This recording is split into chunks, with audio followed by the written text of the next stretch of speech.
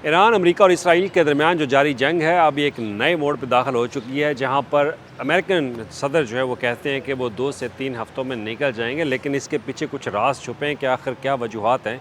कि वो अब ईरान से भागना चाह रहे हैं। तो बज़ाहिर अब दुनिया यही कह रही है कि अब अमेरिका यहाँ से भागना चाहता है, लेकिन उससे पहले जो ईरान की तरफ से हमले किए जाते हैं अमेरिकन बेसिस के ऊपर और मुख्तलिफ़ ऐसे जो ख़लीजी ममालिक के अंदर जो फ़ौजी अड्डे मौजूद हैं और इवन के फ़ौजी अड्डों के साथ साथ अब तो जो होटलों में मौजूद हैं उनके ऊपर भी हमला किया जा रहा है ईरान की तरफ से।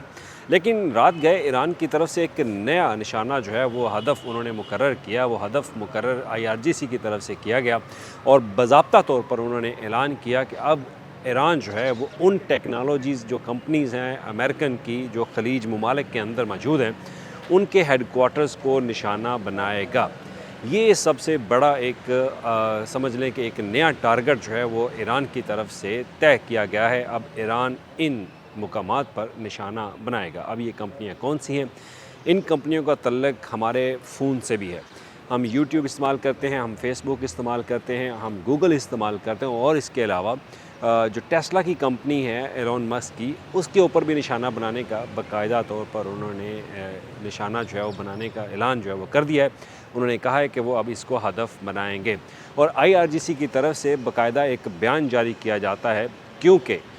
इसराइल की तरफ से और अमेरिका की तरफ से ईरान के अंदर जो मुख्तलिफ़ टेक्नोलॉजीज़ हैं, मुख्तलिफ़ उनके हब्स हैं, उनके ऊपर जब निशाना बनाया गया तेहरान के अंदर और इसके अलावा मुख्तलिफ़ अज़ला में, तो उसके बाद IRGC ने कहा कि जैसे जैसे अमेरिका और इसराइल ईरान के ऊपर उनके मुख्तलिफ़ मुकामात पर हमला करेगा तो फिर इस ईरान जो है वो भी उन मुकामात पर हमला करेगा। जैसे उन्होंने पहले ही कहा था कि आई टू आई अब होगा, यानी कि आँख के बदले आँख ही ली जाएगी। तो उसी की बुनियाद पर अब इन टेक्नोलॉजीज़ कंपनीज़ को निशाना जो है वो बनाया जा रहा है। अब दूसरी तरफ टेक्नोलॉजीज़ कंपनी के जो हेड्स हैं उन्होंने बाकायदा तौर पर प्रेशराइज़ किया है अमेरिका को कि वो अब ये जंग बंदी जो है वो ख़त्म करें, क्योंकि उनका हदफ जो है ईरान का वो अब उन कंपनियों के हेडक्वार्टर बनना शुरू हो चुके हैं जहाँ से वो बहुत ज़्यादा सरमायाकारी हासिल करते हैं। मेटा बहुत बड़ी कंपनी है, गूगल इटसेल्फ बहुत बड़ी कंपनी है, यूट्यूब बहुत बड़ी कंपनी है। तो लिहाजा अब एक ही कोशिश की जा रही है अब ईरान की तरफ से, जैसे उन्होंने अनाउंस किया तो मीडिएशन के ऊपर भी बातचीत चल रही है और साथ अमेरिका के ऊपर प्रेशराइज़ किया जा रहा है कि ये तो बड़ी कंपनीज़ हैं, अगर इनके ऊपर है निशाना बनाया गया तो फिर मिडल ईस्ट में जो वो सिस्टम को कंट्रोल करते हैं, जो सिस्टम ऑपरेट करते हैं, वो तो सारा ख़दशे में पड़ जाएगा। तो इस पर अब बाकायदा इन कंपनीज़ की तरफ से नोटम जो है वो भी जारी कर दिए कि ये अपने स्टाफ जो है उनको यहाँ से निकालना शुरू करें ताकि उनको महफूज जो है वो बनाया जा सके। अब दूसरी तरफ ईरान की तरफ से ये भी कहा गया कि ईरान जो है वो इसराइल के ऊपर हमले भी जारी रखेगा, लेकिन ख़लीज ममालिक के अंदर जो ख़ास तौर पर अमेरिकन से या इसराइल से रिलेटेड वहाँ पे चीज़ें अगर मौजूद हैं तो उनको निशाना जो है वो बनाया जाएगा। ईरान की तरफ से अब तक 88वीं लहर जो है वो जारी की गई है ऑपरेशन ट्रू प्रॉमिस 4 की, और इससे जितना नुकसान पहुंचा है ख़लीज ममालिक को उतना किसी को नहीं पहुंचा। अगर देखा जाए तो सबसे ज़्यादा बमबारी जो है वो भी UAE के ऊपर की गई, ख़लीज ममालिक के ऊपर की गई, जबकि इसराइल पर ये बमबारी जो है वो कम की गई। अब ख़लीज ममालिक में आप सब जानते हैं कि इसकी वजह क्या थी। उसकी वजह ये थी कि वहाँ पर अमेरिकन फ़ौजी अड्डे मौजूद थे, वहाँ पर उनके मुख्तलिफ़ बेसेस थे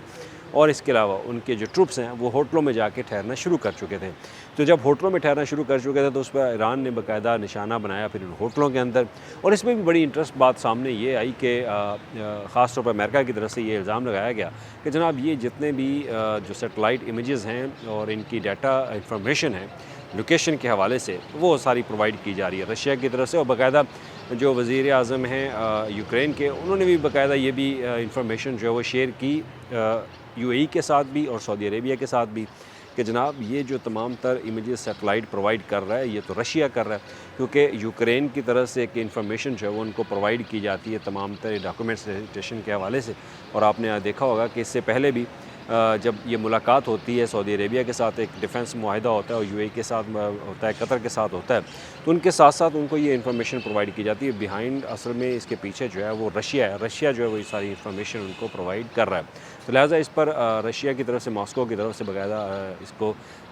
इसको एक्सेप्ट नहीं किया गया। उन्होंने इनकार किया कि ऐसी कोई बात नहीं, कोई इन्फॉर्मेशन जो है वो शेयर नहीं की जा रही। तो लिहाजा ये एक इल्ज़ाम था। तो दूसरी तरफ ईरान की तरफ से जो निशाना बनाने के नए टारगेट्स उन्होंने तय किए हैं उसमें तो जो हाइड्स आउट्स हैं ख़ास तौर पे जो साबिक़ उनके जो पार्लियामेंट मेंबर्स हैं, उनके सियासतदान हैं, उनको निशाना बनाने का ऐलान किया। और उसके बाद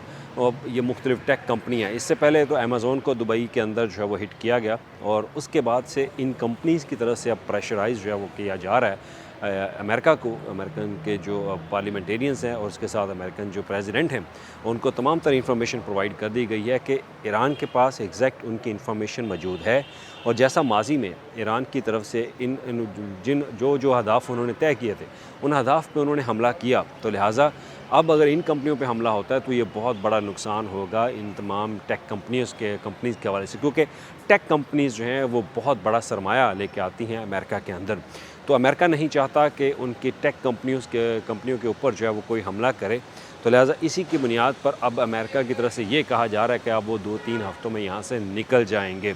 लेकिन अब निकलेंगे तो वो भी ईरान की मर्ज़ी से, क्योंकि ईरान जब तक इजाज़त नहीं देगा तो वो नहीं निकल सकेंगे। तो लिहाजा ये सिचुएशन जो है वो अभी इस खित्ते के अंदर जारी है, और ईरान की तरफ से नया निशाना जो है वो बनाने के अहदाफ जो टारगेट वो तय कर लिए गए, और जैसे ही टारगेट तय किया तो फिर अमेरिका में एक नई खलबली मचती है, और उसी को मद्देनज़र रखते हुए अमेरिका की तरफ से कहा जाता है कि जनाब वो 2 से 3 हफ़्तों में निकल जाएगा। लेकिन अब ईरान जो है वो इनको निकलने नहीं देगा, क्योंकि ईरान की तरफ से बाकायदा ये एक स्ट्रेटजी है जो है वो तय कर ली गई कि किस तरह से अब ईरान जो है वो अमेरिका को और इसराइल को यहाँ पे मज़ीद कमज़ोर करेगा। तो लिहाजा ये वो कंपनीज़ हैं जिनकी तरफ से बहुत ज़्यादा प्रेशराइज़ किया गया ईरान